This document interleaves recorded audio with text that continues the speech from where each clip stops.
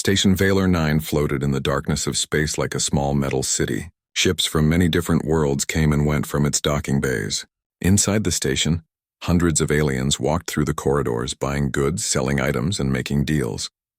It was supposed to be a neutral place where everyone could trade in peace. But peace was hard to find when the Krix Empire was nearby. The Krix were the most feared species in the galaxy.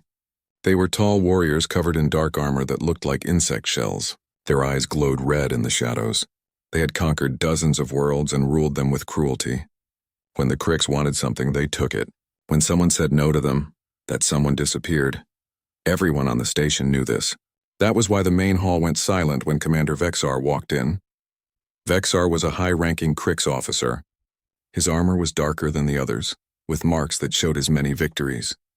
He walked slowly through the crowd, and aliens stepped back to let him pass. Some looked at the floor. Others turned away. No one wanted to catch his attention. Vexar stopped in front of a group of traders from the Celix Coalition. The Celix were reptilian creatures with green scales and nervous eyes. Their leader, Ambassador Talara, stood at the front. She tried to look calm, but her hands shook slightly. "The Krix Empire requires resources," Vexar said. His voice was cold and sharp. "You will provide 50 cargo containers of minerals by next cycle." Talara bowed her head. "Yes, Commander. It will be done." Vexar moved to the next group, then the next. Each time he made demands. Each time the aliens agreed without question. This was how things worked in the galaxy. The Krix took what they wanted and everyone else gave it to them. Then Vexar saw someone new. A human stood near the viewing window watching the stars. He was not very tall compared to most aliens. His skin was a light tan color, and he wore simple clothing that looked comfortable rather than impressive. His name was Dae-jung, and he was a diplomat from Earth. Vexar had heard of humans. They were a young species new to space travel. They had no great weapons, no powerful fleet, and no important alliances. They were nobody. Vexar walked up to Dae-jung. "Human," he said. "Your species will pledge 10 cargo containers of resources to the Krix Empire." "This is not a request." Dae-jung turned away from the window. He looked at Vexar for a moment. Then he smiled. It was not a mean smile or a nervous smile. It was warm and friendly, the kind of smile someone gives when they meet an old friend. His eyes crinkled at the corners and his whole face seemed to light up. Vexar stopped moving. His mandibles twitched. Something about that smile felt wrong. In Krix culture, showing teeth meant fear or surrender. But this human did not look afraid. His shoulders were relaxed. His hands hung loosely at his sides. He looked comfortable. "I appreciate the offer, Commander," Dae-jung said. His voice was calm and polite. "But Earth prefers to trade fairly rather than give tribute. We would be happy to discuss a trade agreement if you are interested."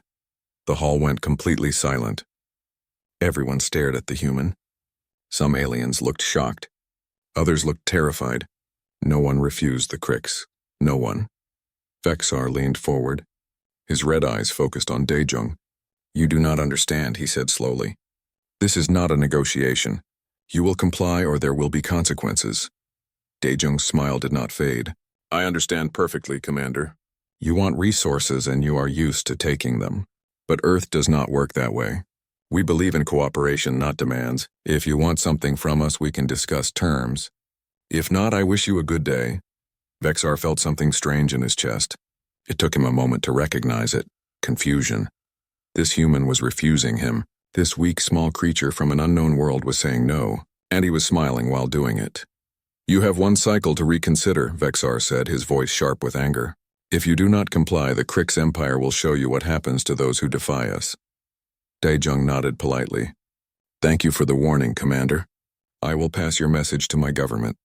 Have a safe journey." Vexar stared at him for a long moment. Then he turned and walked away, his footsteps heavy on the metal floor.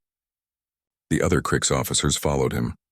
As they left the hall, the crowd remained frozen in place. Ambassador Talara approached Dae-jung quickly. Her scales were pale with fear. "What have you done?" she whispered. "Do you not understand? The Krix do not forgive. They do not forget. They will come for your world." Dae-jung looked at her with kind eyes. "I understand your concern, Ambassador. Believe me, I do. But tell me something. Has anyone ever refused them before?" Talara hesitated. "Some have tried. They are all dead now. Then maybe, Daejung said quietly. It is time someone tried again. Tilara shook her head. You do not know what they are capable of. They have destroyed entire planets. They have burned civilizations to ash. Your people are not ready for this. Daejung smiled again, that same warm smile. Maybe we are not ready, but we will not bow to threats. That is not who we are. Tilara studied his face. She saw no fear there, no doubt. Only a calm confidence that seemed impossible given the situation. She wanted to argue more, but something stopped her. Maybe it was the way he smiled. Maybe it was the certainty in his voice. Or maybe it was something else entirely. I hope you know what you are doing, she said finally. So do I, Daejung replied. Far above the station, Commander Vexar sat in his private quarters aboard the Krix flagship. He stared at a holographic display that showed information about Earth. The planet was small and blue, covered mostly in water. It looked peaceful, harmless. But Vexar could not stop thinking about that smile. He had seen many reactions to Krix demands over his long career. Fear, anger, desperation, even hatred, but never that calm warmth. Never that confidence. It unsettled him in a way he could not explain. His claws tapped slowly against the console. The sound echoed in the quiet room. Something about these humans was different. He could feel it. And that feeling made him uncomfortable. The Krix Empire had ruled through fear for generations. They had faced countless species and defeated them all. But this was the first time someone had smiled at him while refusing a demand. Vexar turned off the display and stood up. He would report this to the High Council. They would decide what to do with Earth. Most likely they would send a fleet to teach these humans a lesson. But as he walked to the door, Vexar felt something he had not felt in a very long time. Doubt. The Krix War Command Center was a massive ship that hung in orbit above a conquered planet. Inside, the corridors were dark and cold. The walls were made of black metal and the lights were dim red. Everything about the place was designed to remind visitors that the Krix were warriors who had won countless battles. Commander Vexar walked through these corridors toward the council chamber. His footsteps echoed in the silence. He had been summoned by High Warlord Kravix himself, the supreme leader of the Krix Empire. This was not a casual meeting. The council chamber was a large round room. In the center sat High Warlord Kravix on a throne made of weapons taken from defeated enemies. He was old, very old. His armor was scarred from centuries of warfare. One of his eyes was replaced with a mechanical device that glowed with a fierce light. He had ruled the Empire for longer than most species had existed. Other Krix officers stood around the room, watching Vexar as he entered. They all knew he had returned from Station Velar 9 with unusual news. Commander Vexar, Kravix said, his voice deep and rough. Tell us about these humans. Vexar stepped forward and bowed slightly. High Warlord, I encountered a human diplomat on the station. When I demanded tribute, he refused. He was calm and showed no fear. He smiled. Several officers made clicking sounds with their mandibles, a sign of amusement among the Krix. Smiled. One officer said, So he showed submission through fear, and you are concerned about this? No, Vexar said firmly. It was not that kind of smile. He was not afraid. He refused our demands with confidence, as if he believed he had the power to say no. The amusement in the room faded. High Warlord Kravix leaned forward slightly. Tell me about this species. What do we know of them? Another officer, Intelligence Officer Threx, stepped forward. He was smaller than the warriors, but his mind was sharp. Very little, High Warlord. They only achieved faster-than-light travel recently. Their military is small and their technology is basic compared to ours. They have no alliances with major powers. By all measures, they are insignificant. Kravix nodded slowly. Then why do we waste time discussing them? Send a fleet. Destroy one of their cities. They will learn to obey. Perhaps we should learn more about them first, Vexar said. The words came out before he could stop them. The room went silent. Officers stared at Vexar. No one questioned High Warlord Kravix. But Kravix did not become angry. Instead, he studied Vexar with his mechanical eye. You are concerned, he said. Why? Vexar chose his words carefully. The humans showed no fear, High Warlord. In all my years of service, I have never seen that before. Every species we have encountered shows fear when facing us. But this one did not. I believe we should understand why before we act. Kravix was quiet for a long moment. Then he turned to Threx. You will investigate this species. Find out everything about them, where they come from, how they fight, what they fear. Report back to me within 3 cycles, Threx bowed. Yes, High Warlord. Over the next 3 cycles, Threx worked constantly. He accessed galactic databases, intercepted human communications, and studied everything he could find about Earth and its people. What he discovered troubled him greatly. Earth was classified as a Class 12 death world. This meant it was extremely dangerous to life. The gravity was higher than most inhabited planets. The oxygen levels in the atmosphere would be toxic to many species. The planet had violent weather, earthquakes, volcanoes, and dangerous animals. But that was not the worst part. The worst part was human history. Threx studied their wars and found something disturbing. Humans fought each other constantly. They had global conflicts that killed millions. They invented terrible weapons and used them. But most importantly, they never seemed to learn how to surrender. Threx read about wars where humans were outnumbered and outgunned, yet they kept fighting. He read about cities under siege that held out for months or years. He read about resistance movements that continued long after their cause seemed lost. And he read about soldiers who sang songs while marching into battle, who joked with each other in the worst conditions, and who smiled in the face of death. That word kept appearing in his research. Smile. Humans smiled when they were happy, but they also smiled when they were scared, when they were determined, when they were about to do something dangerous. It was a complex behavior that the Crix did not have. Threx compiled his findings into a report. When he finished, he sat in his quarters and stared at the document. He had one more thing to add, but he hesitated. It was a warning, and warnings about inferior species were not common in Crix intelligence reports. But the data was clear. He had to include it. At the bottom of the report, he wrote, "Humans possess a psychological trait that is dangerous to our methods of conquest. They maintain hope even in situations where defeat appears certain. This hope drives them to continue fighting long after other species would surrender. Recommend extreme caution when engaging this species." The next day, Threx presented his report to the Council. He explained everything he had learned about Earth and its hostile environment. He showed data about human warfare and their tendency to resist. He emphasized the warning at the end. High Warlord Kravix listened to all of it. Then he laughed. It was a harsh, grinding sound. "Hope," Kravix said, his voice full of contempt. "You warn me about hope? Every species we have conquered had hope. They all believed they could resist us. They all believed they were special. And they all fell before our might." "But High Warlord," Threx began. "Enough," Kravix commanded. "Your research is useful for understanding their culture. But it changes nothing. They are a small species with limited resources. We will send a fleet to Earth. We will demonstrate our power. They will surrender like all the others." He turned to Vexar. "Commander, you will lead the fleet. Take 20 warships. Destroy one of their major cities. Then offer them terms.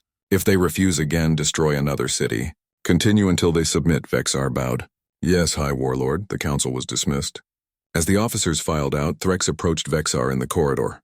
"Commander," he said quietly, "I meant what I wrote in that report. These humans are different. The data shows clear patterns of resistance that we have not encountered before." Vexar looked at the intelligence officer. "What would you have me do? Disobey the High Warlord?" "No," Threx said. "But be prepared for this to take longer than expected. And be prepared for losses." Vexar nodded slowly. He had been thinking the same thing ever since he met Daejung. That smile still haunted him. It was the smile of someone who knew something Vexar did not. The smile of someone who was not afraid to lose because they believed somehow that they would win. 2 cycles later, the Crix fleet gathered at the jump point. 20 massive warships, each carrying enough firepower to destroy a city. They activated their faster-than-light drives and disappeared into the void. They were heading for Earth, and Commander Vexar, standing on the bridge of his flagship, felt that unfamiliar sensation again. Doubt. Earth Defense Command had been tracking the Crix fleet since it left their territory. The humans knew this day would come. They had prepared as much as they could in the short time available. Admiral Bora stood on the bridge of the EDS Horizon, the flagship of Earth's defense fleet. She was a woman in her 50s with short black hair and calm eyes. She had spent her whole life in the military and had seen combat many times. But this was different. This was not a conflict between human nations. This was a fight for the survival of their entire species. Around Earth's orbit, defense stations powered up their weapons. Human warships moved into position. Fighter craft launched from carriers and formed squadrons. It was not a large fleet by galactic standards, but it was everything Earth had. "Admiral," the sensor officer said, detecting multiple faster-than-light signatures. "The Krix are arriving," Bora nodded. "All ships to battle stations. Hold formation and wait for my command." The Krix fleet appeared in a flash of distorted space. 20 massive warships materialized above Earth, their dark hulls blocking out the stars. They were enormous, each one larger than the biggest human vessel. Weapons covered their surfaces like scales on a dragon. The sight was meant to inspire terror, and it did. But the humans did not run. Commander Vexar opened a communication channel. His image appeared on screens throughout the human fleet. "Humans of Earth," he said. "You were given a chance to submit peacefully. You refused. Now you will face the consequences. Surrender immediately, or we will destroy your cities one by one until you learn obedience." Admiral Bora activated her own communication channel. Her image was transmitted to the Krix fleet. "Commander Vexar," she said calmly, "thank you for the warning. Earth declines your offer. If you wish to leave peacefully, we will not stop you. If you choose to attack, we will defend ourselves. The decision is yours." Vexar stared at the human admiral. She looked calm, just like that diplomat on the station. Her hands were steady. Her voice showed no fear. How could these creatures be so calm when facing certain death? "You have made your choice," Vexar said. "Attack!" The Krix warships opened fire. Energy beams lanced through space, striking human defense stations. Explosions blossomed in the darkness. Kinetic projectiles slammed into human ships, tearing through armor. The human fleet returned fire, but their weapons seemed weak against Krix shields. Several defense platforms were destroyed in the first minutes. 2 human cruisers were heavily damaged and forced to retreat. "Their shields are stronger than expected," Bora's tactical officer reported. "Direct assault is not effective." Bora studied the battle displays. The Krix were advancing in a standard formation, using their superior firepower to overwhelm the defenders. It was the tactic of an empire that had always won through raw strength. "Initiate Plan Delta," Bora ordered. "All fighter squadrons begin harassment runs. Capital ships fall back to secondary positions." Captain Taman received the order in his fighter cockpit. He was 28 years old and one of the best pilots in the fleet. His squadron was positioned near an asteroid field that orbited Earth. "You heard the Admiral," he said to his squadron over the communication channel. "Time to show these invaders how we fight. Stay close to the rocks and hit them fast. Do not let them target you." His squadron dove toward the Krix fleet. The small fighters were fast and agile, darting between the massive warships. They fired missiles that exposed weapon ports and engine sections, then retreated into the asteroid field before the Krix could respond. The Krix tried to pursue, but their large ships could not maneuver quickly enough. When they fired at the fighters, they often hit asteroids instead, creating debris that made pursuit even more difficult. Commander Vexar watched his tactical display with growing frustration. The humans were not fighting like other species. They were not trying to match his fleet's strength. Instead, they were using speed and terrain to their advantage. "Order the fleet to ignore the fighters," he commanded. "Focus on the defense stations and capital ships." But as his fleet pressed forward, Admiral Bora sprang her trap. The human capital ships that had retreated were not running away. They were leading the Krix into a specific area of space. "All stations activate the minefield," Bora ordered. Hundreds of hidden mines that had been placed in orbit over the past weeks suddenly activated. They had been disguised as debris and space junk. Now they detonated in coordinated waves, engulfing several Krix warships in massive explosions. 3 Krix vessels were destroyed instantly. 5 more were heavily damaged. The formation broke apart as ships tried to avoid the remaining mines. "All ships, attack now," Bora commanded. The human fleet emerged from behind the planet, weapons firing. With the Krix formation in chaos, the humans could focus their fire on damaged ships. More explosions lit up the darkness. Commander Vexar stood on his bridge, watching his fleet take casualties. This was not how the battle was supposed to go. The humans should have been crushed in the first assault, but instead they were fighting with tactics and strategy that turned their weakness into strength. "Pull back," he ordered suddenly. "Reform at rally point 7. His officers looked at him in shock. "The Krix did not retreat ever now," Vexar roared. The Krix fleet withdrew, moving away from Earth. The human ships did not pursue. They held their positions, weapons still active, ready for another attack. On the bridge of the EDS horizon, Admiral Bora watched the enemy fleet retreat. Her crew cheered, but she remained quiet. This was not a victory. The Krix still had more ships and better technology. All they had done was survive the first battle, but surviving was more than any other species had managed. "Damage report," she said calmly. 4 defense stations destroyed. 3 cruisers heavily damaged. "Casualties are being counted now. But we are still operational, Admiral." Bora nodded. "Begin repairs. And send a message to the Krix fleet. Offer them a ceasefire and propose talks." Her communication officer looked surprised. "Admiral? We just fought them off. Should we not press our advantage?" "We have no advantage," Bora said. "We survived 1 battle. If they return with reinforcements, we will not survive the second. We need to negotiate while we still have their attention." The message was sent. Commander Vexar received it aboard his flagship. He read the offer of ceasefire and talks. Then he saw that Admiral Bora had included a video message. He opened it. The Admiral's face appeared on his screen. She looked tired but calm. And then she smiled. Not a mocking smile or a smile of triumph. It was warm and genuine. "You fought well, Commander," she said. "We respect your strength. But we also believe there is another path forward, one where both our peoples can benefit. We hope you will consider our offer. We look forward to speaking with you again." The message ended. Vexar stared at the blank screen. That smile, that same calm confidence he had seen on Station Valar 9. These humans were not afraid of death. They were not celebrating their survival. They were simply doing what they believed was right. And for the first time in his long career, Commander Vexar felt something completely unfamiliar. Fear. News of the battle at Earth traveled fast across the galaxy. Communication networks carried the story to every corner of known space. Aliens everywhere heard the impossible tale. Humanity had fought the Krix Empire and survived. On Station Valar 9, Ambassador Talara watched the holographic recordings of the battle for the 5th time.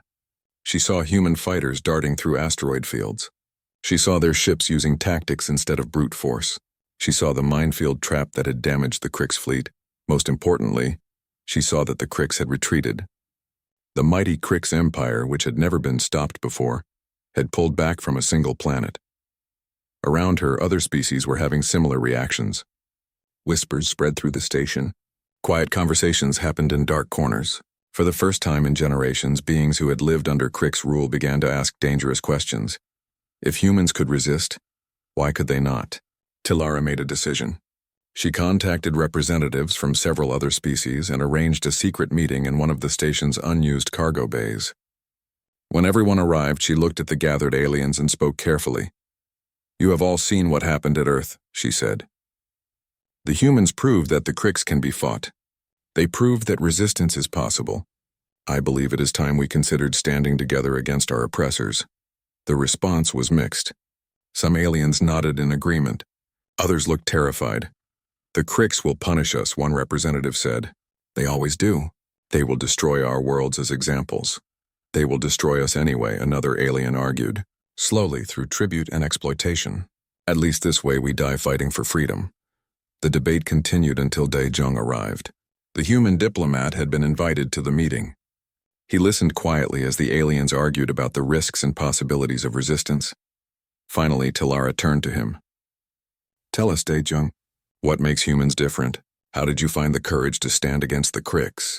Dae-Jung thought for a moment before answering. "We are not different," he said simply.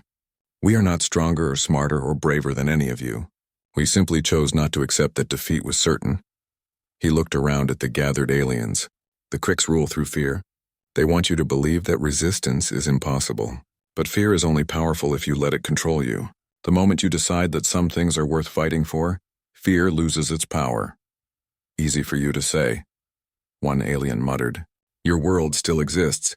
Ours have seen what the Krix do to rebels." "You are right," Dae-Jung acknowledged. "I cannot promise you safety. I cannot promise you victory. What I can promise is that if you stand together, you have a chance. And a chance is better than slow death under tyranny." His words hung in the air. Slowly, one by one, representatives began to pledge their support.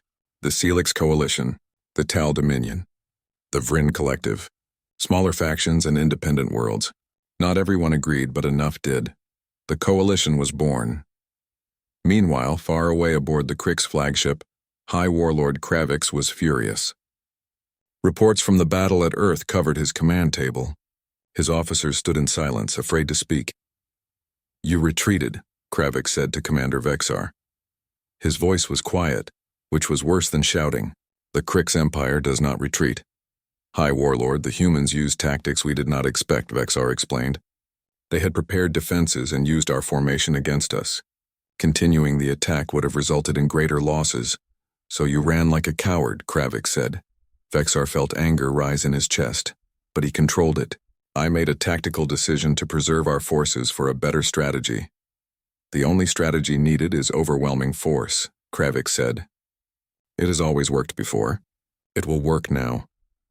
"Perhaps these humans require a different approach," Vexar suggested carefully.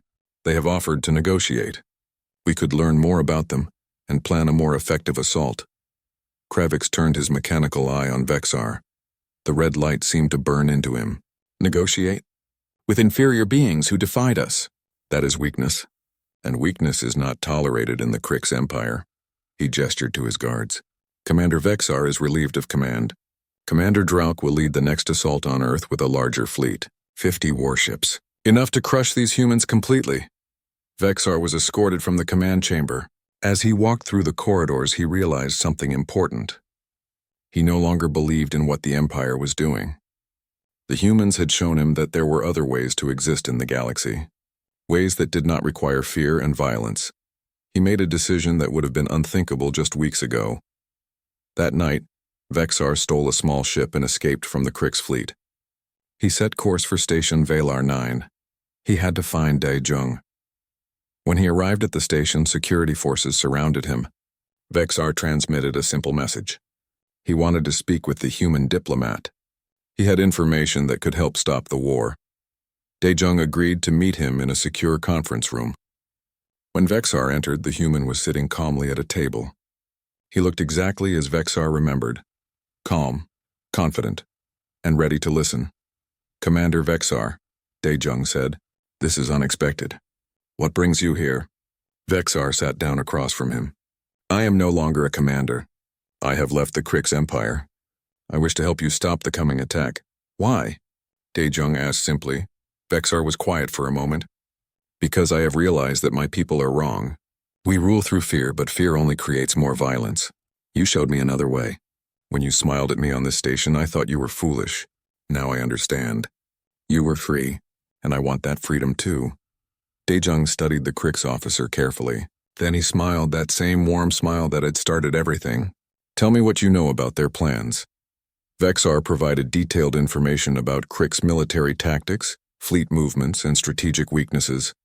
He explained how their command structure worked and where their forces were concentrated. Everything that could help the coalition defend against the next attack. News of Vexar's defection spread even faster than the battle reports had. A high-ranking Krix officer had abandoned his empire. If even the Krix themselves were losing faith, then the empire truly could be defeated. More species joined the coalition. Resistance movements began on occupied worlds. Supply lines were disrupted. For the first time in centuries, the Krix Empire was facing organized opposition, and it all started because one human had smiled and refused to be afraid. High Warlord Kravix watched reports of the growing rebellion with cold fury. His empire was cracking. His officers were questioning orders. Some were even defecting like Vexar. He would not let this stand. He would gather every loyal ship, every loyal soldier, and crush this rebellion completely. Starting with Earth, the final battle was coming. The coalition fleet gathered at the edge of the Krix home system. It was the largest assembled force in galactic history. Ships from dozens of species floated together in space. Human vessels, Celix cruisers, Tal fighters, Vryn destroyers, and many others. Each species brought their unique strengths and weapons. Admiral Bora commanded the fleet from the EDS Horizon. Beside her stood commanders from the allied species. They had spent weeks planning this assault together. learning to work as one unified force. Vexar served as a tactical advisor, providing critical information about Crick's defenses. He had betrayed his former empire to help create a better galaxy. Now he would help end the Empire's reign of terror. "All ships report ready," the communication officer announced. Bora nodded. "Transmit our message to the Cricks." The message was broadcast on all frequencies. "To the Cricks Empire, this is the Free Species Coalition. We come not to conquer, but to end tyranny. We offer you one final chance for peace. Lay down your weapons and join us in building a better galaxy. If you refuse, we will fight for our freedom." On the Cricks homeworld, High Warlord Kravix received the message. He stood in his command center, surrounded by his most loyal officers and every remaining warship he could gather. The defenses of the home system were strong. Orbital platforms, minefields, and hundreds of automated weapons covered every approach. Kravix laughed at the Coalition's offer. "They speak of peace while bringing a war fleet to our doorstep. They are weak and foolish. We will crush them here and remind the galaxy why they fear the Cricks." He opened a communication channel. "Coalition forces, you have entered Crick space. This is your final warning. Leave now or be destroyed." Admiral Bora replied calmly, "We will not leave, and we will not surrender. If you choose war, then war you shall have." Kravix ended the transmission. "All forces attack." The battle began. The Cricks defense platforms opened fire, sending massive energy beams toward the Coalition fleet. Automated weapons launched thousands of missiles. The Cricks warships moved forward in tight formation, their weapons blazing. But the Coalition was ready. They had learned from Earth's defense. Ships scattered and used evasive maneuvers. Celix vessels deployed electronic warfare that disrupted Crick's targeting systems. Human fighters used hit-and-run tactics against the defense platforms. Tal cruisers coordinated precise strikes against vulnerable points. The battle was fierce. Ships exploded on both sides. The void of space lit up with weapons fire. Coalition forces took heavy casualties, but they kept fighting. They fought for their homes, their families, and their freedom. Vexar watched the tactical displays and provided constant advice. "Target their command ship," he told Bora. "If Kravix falls, the fleet will lose coordination." Bora issued new orders. Human and allied ships focused their attacks on Kravix's flagship. Wave after wave of missiles and energy beams struck its shields. Slowly, the shields began to fail. On the Crick's flagship, alarms blared. Officers shouted reports of damage. Kravix stood at his command post, refusing to show concern even as his ship was torn apart. "All ships, concentrate fire on the Coalition flagship," he ordered. "We will not fall alone." But then something unexpected happened. Several Cricks warships did not follow the order. Their commanders had been watching the battle. They saw their fellow Cricks dying for an empire that ruled through fear. They saw species they had once considered weak fighting with incredible courage, and they remembered Commander Vexar, who had defected because he could no longer serve tyranny. One Cricks captain made a decision. He opened a channel to his crew. "We have fought for fear long enough," he said. "I will not order you to die for a lost cause. Anyone who wishes to continue fighting may do so. But I am standing down." His crew agreed. The ship ceased fire and moved away from the battle. Other Cricks ships saw this and made similar choices. Some surrendered. Others simply stopped fighting. The Cricks formation began to collapse not from enemy fire, but from within. High Warlord Kravix watched his empire crumble in real time. "Traitors," he roared. "All of you are traitors." But his words changed nothing. More ships defected or surrendered. The mighty Cricks Empire, which had ruled through fear for generations, was falling apart because its soldiers no longer believed in the cause. In a final act of rage, Kravix ordered his flagship to ram the Coalition fleet. But his own crew refused.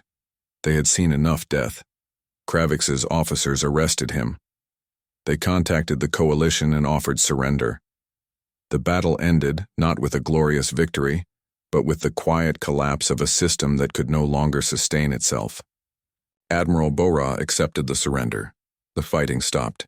Ships on both sides tended to their wounded and counted their losses. The war was over. 3 months later, representatives from every species in the galaxy gathered on Station Valar 9. The station had been chosen as the location for the first meeting of the new Galactic Council.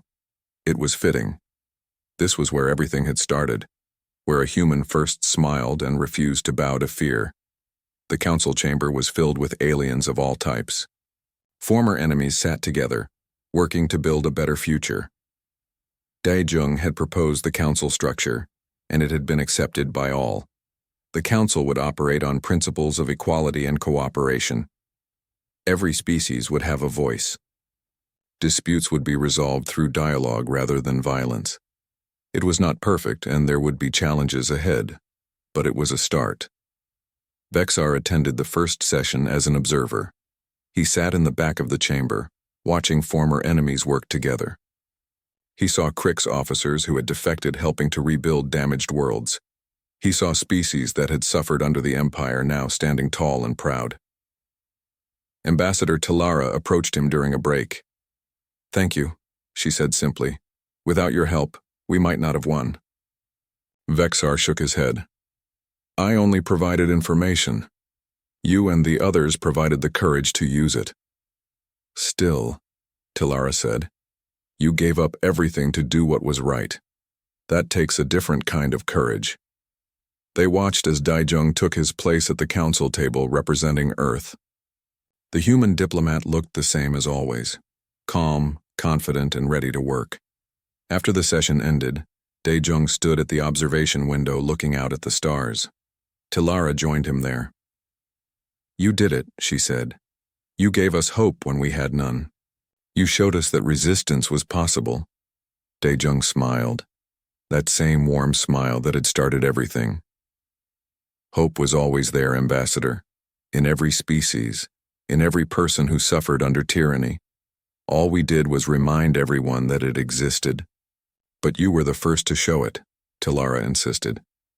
"When you smiled at Commander Vexar and refused his demands, that was the moment everything changed."